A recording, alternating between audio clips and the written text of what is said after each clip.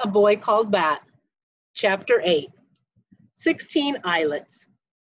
Sometimes Bat wished that Janie went to his school because it would be kind of neat to see her in the hallways and at lunchtime. But most of the time, he was glad that his school was something he didn't have to share with her. Janie attended the Robert E. Willett Elementary School, but this was her last year. Next year, she would be going to junior high school.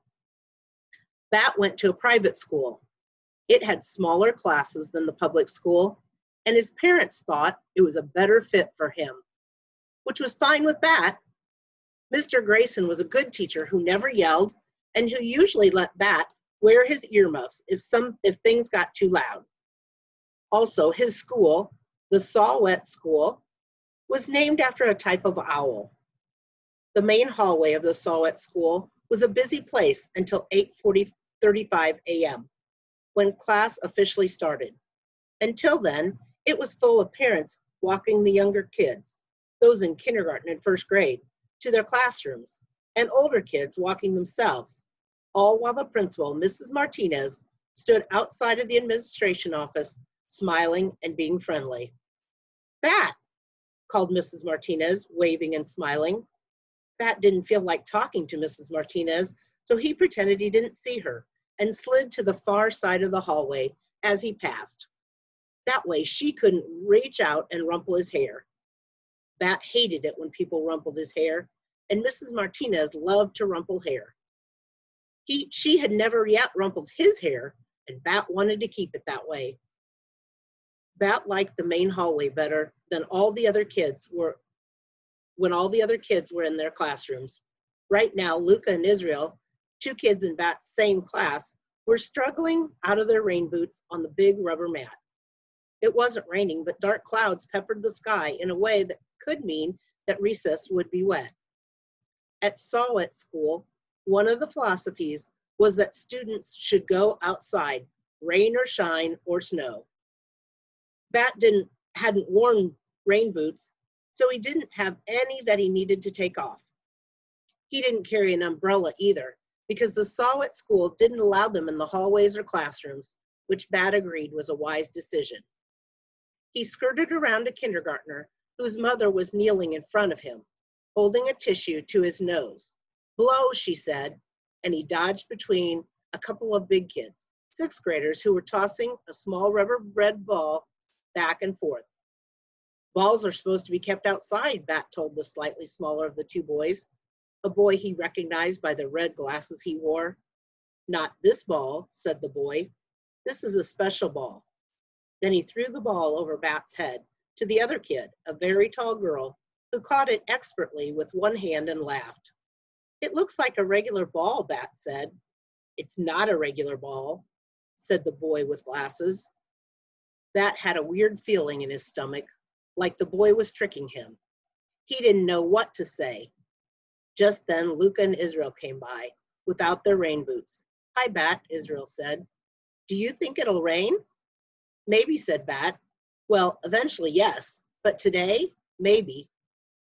Relieved, Bat watched the two big kids move away toward the classroom, still tossing the ball.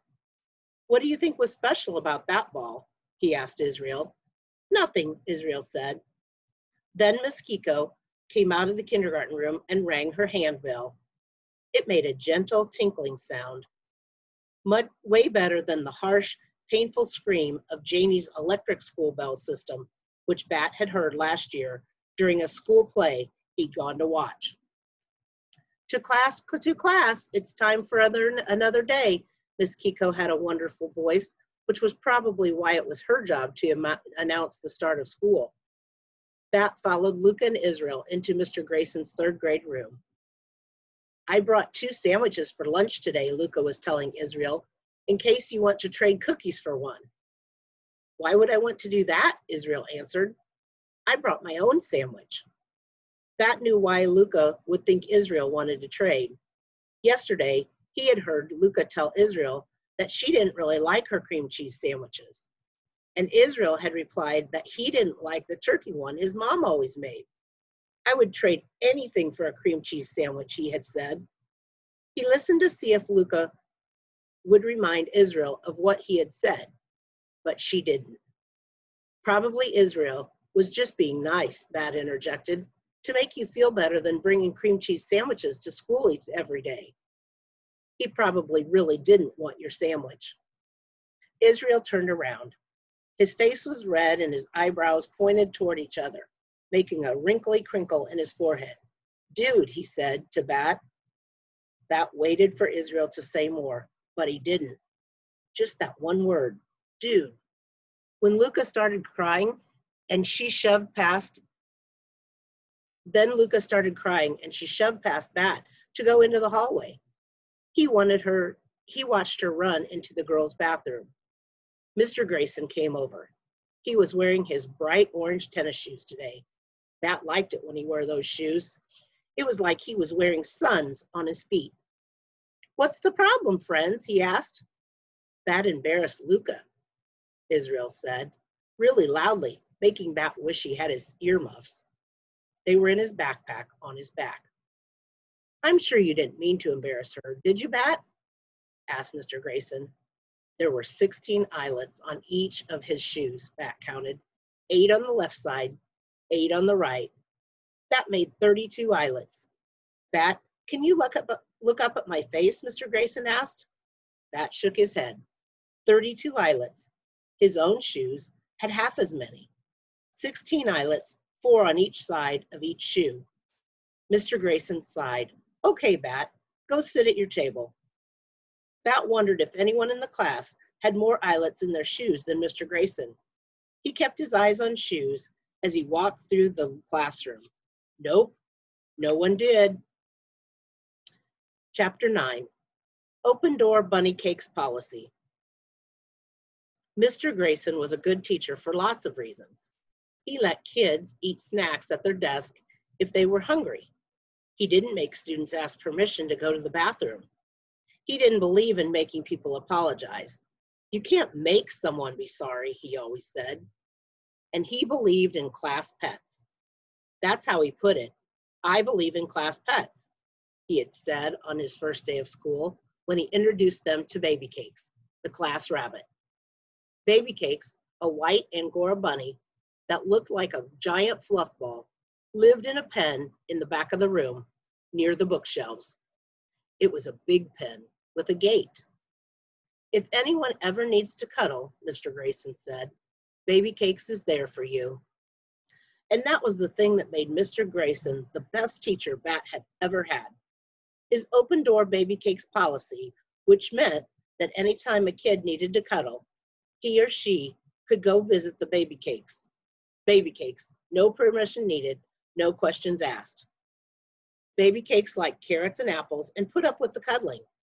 Bat knew the rabbit liked treats better than kids, but he also knew that Baby Cakes was smart enough to realize that the two often went together. The thing about Mr. Grayson's open door Baby Cakes policy was that none of the kids wanted to ruin it by overusing it.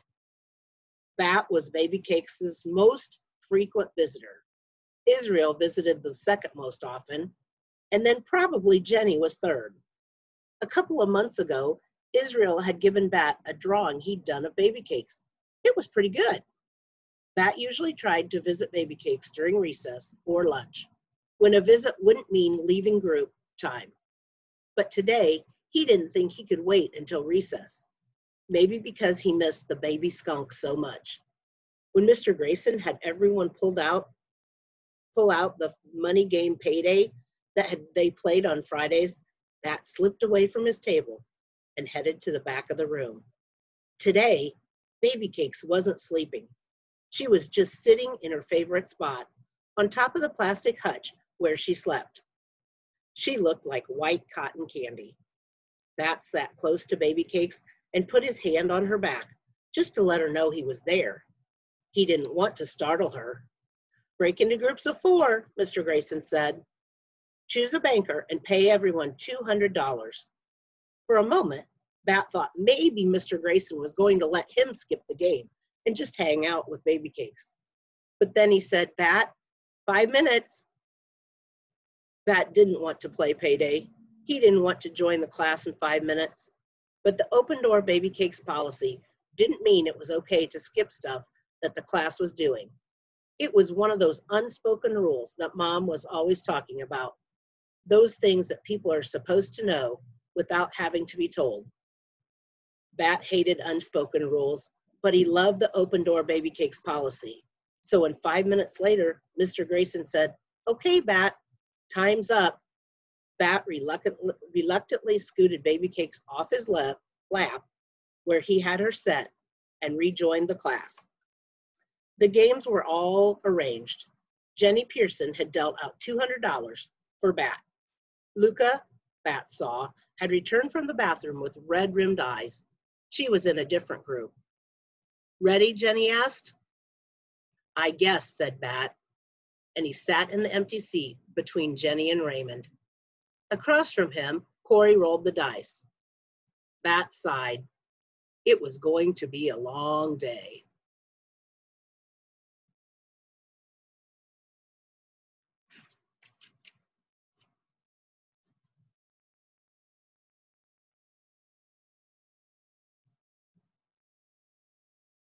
Chapter 10, A Very Long Day.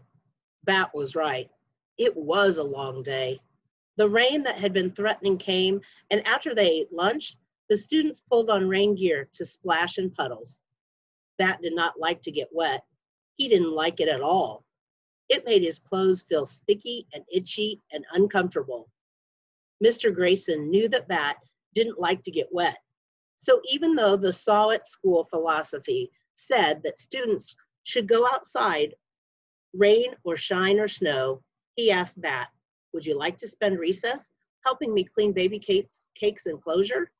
"Yes," said Bat. Mr. Grayson got a trash bag, and Bat scooped the old straw into it. Then they laid out a fresh batch of straw. It smelled like summertime and sunshine.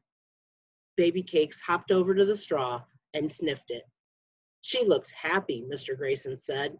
"She looks exactly the same as she always does," Bat answered. Mr. Grayson laughed. Grown-ups were always laughing at things that Bat didn't think were funny, but it didn't bother Bat very much when Mr. Grayson did it. Julio, a fourth grader, who everyone said was a natural athlete, came into the classroom. "Mr. Grayson," he said, "Principal Martinez wants to know if you're still going to teach yoga. Sure, said Mr. Grayson.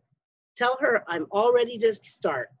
Then he said, "Julio, I think you've grown a foot since the last time I saw you." Julio shrugged. "Not that much," he said, "but I've grown an inch since winter break." "I'm not surprised," Mr. Grayson said. "That was 3 months ago." Bat thought about the time as he followed Mr. Grayson to the yoga room, and he sat on his mat in the butterfly position. 3 months, he guessed. Could be a little bit of time, or a really long time, depending on who you were. For instance, a monarch butterfly born in the summer lives only about 6 weeks, so 4 months would feel like forever. But a monarch butterfly born in the winter might live for 8 months, so 4 months would be just half its life.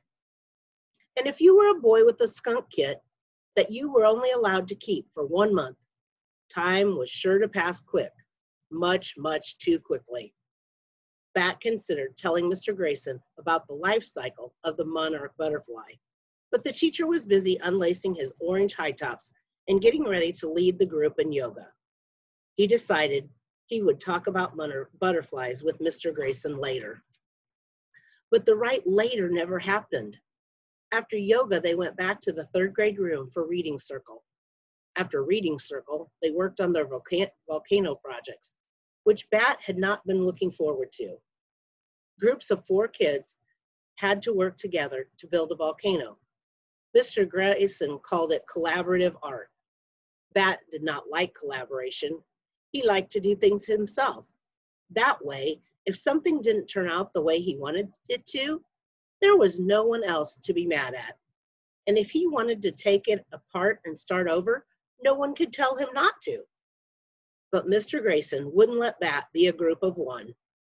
The problem was that no one else in the group seemed to care as much as Bat did. 3 times before 2:45, when the class was finally over for the day, Bat's group said, Mr. Grayson, Bat won't let us help. I don't need help, Bat told Jenny when she complained for a second time. It's a group project, she said.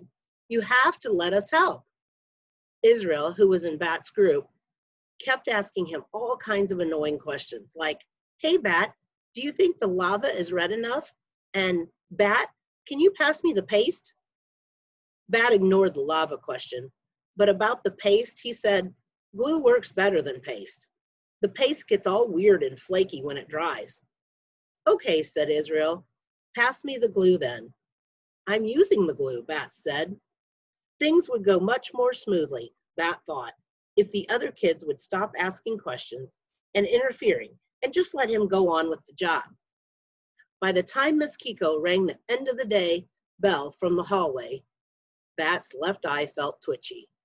All he wanted to do was climb into Mom's car and go home to his own room. But when he walked outside, he didn't see Mom's burgundy station wagon. Instead, he saw Dad's yellow sports car, and he remembered with a heavy sigh that today was an every other Friday, and he wouldn't get to see his own room or the baby kit for 3 long days. If Bat were a mayfly, he wouldn't even live that long.